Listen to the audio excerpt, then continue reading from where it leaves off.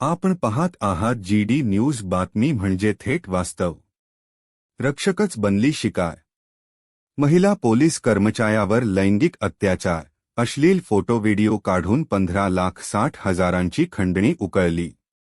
नागपूर कायद्याचे रक्षण करणारी महिला पोलीस कर्मचारी स्वतःच ब्लॅकमेलिंग आणि खंडणीच्या जाळ्यात अडकली।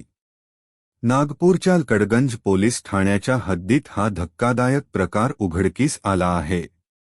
आरोपीने प्रथम कॉफी डेटचे आमिष दाखवले, नंतर गुपचूप महिला पोलीस कर्मचाऱ्याचे आक्षेपार्ह फोटो आणि अश्लील व्हिडिओ काढले। हे फोटो व्हिडिओ व्हायरल करण्याची धमकी देऊन त्याने पीडितेकडून फर्निचर खरेदी, घरगुती गरजा अशी विविध निमित्ते सांगत वेळोवेळी पैसे उकळले। एकूण 15,60,000 रुपये त्याने फिरवती म्हणून घेतले। एवढेच नव्हे तर किन्नरांकडून जीवे मारण्याची आणि समाजात बदनाम करण्याची धमकीही दिली।